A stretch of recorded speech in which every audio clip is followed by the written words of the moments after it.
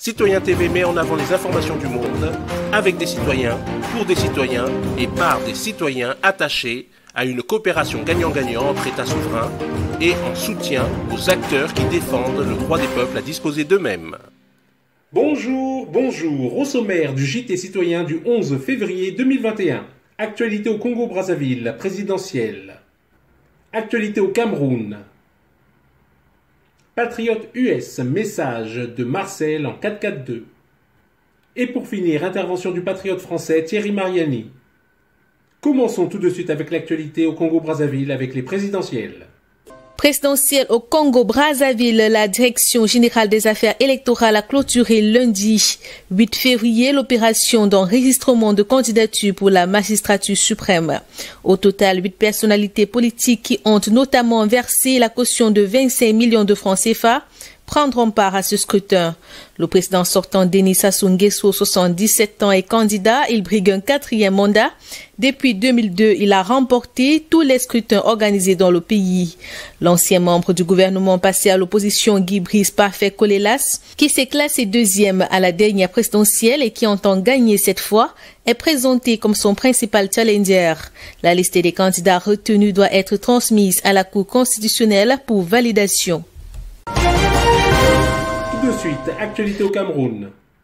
Au cours de l'année 2020, la compagnie camerounaise de l'aluminium, Alucam, a exporté plus de 49 000 tonnes d'aluminium, selon les données de la Banque des États de l'Afrique centrale, la BEAC. C'est le deuxième volume le plus bas des exportations réalisées par cette entreprise depuis une décennie, après la contre-performance de l'année 2012, au cours de laquelle l'Alucam avait exporté un peu plus de 30 000 tonnes d'aluminium seulement. Mais globalement, en dehors des années 2015-2017, au cours desquelles cette entreprise industrielle a pu exporter plus de 80 000 tonnes vers le marché international chaque année, les exportations d'aluminium au Cameroun affichent une tendance baissière depuis 10 ans selon les données de la Banque centrale. Mieux, depuis 2017, les exportations d'Alucam ont chuté presque de moitié, passant de plus de 80 000 tonnes en 2017 à seulement 49 000 tonnes en 2020. Cette situation s'explique d'abord par les turbulences que traverse Alucam depuis le départ, fin 2014, de Rio Tinto, son partenaire stratégique.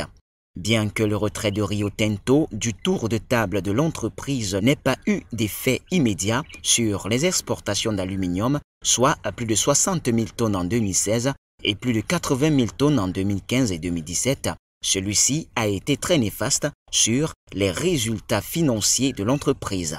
En effet, dès l'année 2015, l'Alucam a officiellement enregistré une perte sèche de plus de 10 milliards de francs CFA.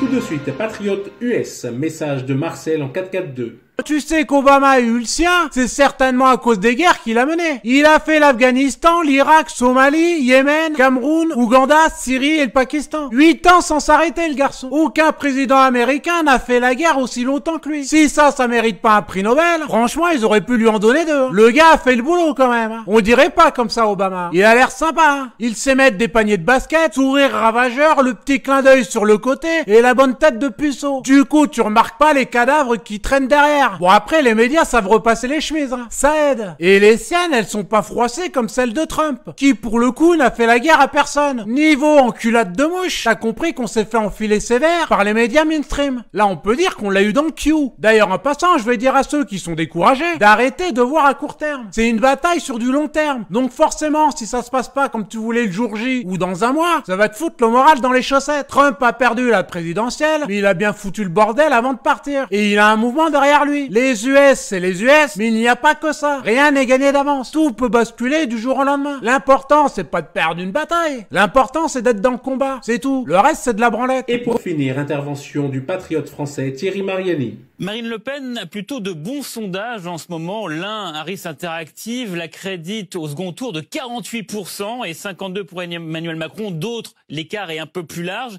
Mais quand même, il semblerait qu'il y ait un match. Est-ce que ça change la stratégie de Marine Le Pen pour l'élection présidentielle? Non, parce qu'en réalité, les faits font que Marine Le Pen et le Rassemblement national sont devenus le principal opposant crédible et pour beaucoup de Français, la seule alternative à la politique de Macron. Qu'est-ce que ça change en fait, ces 2 sondages?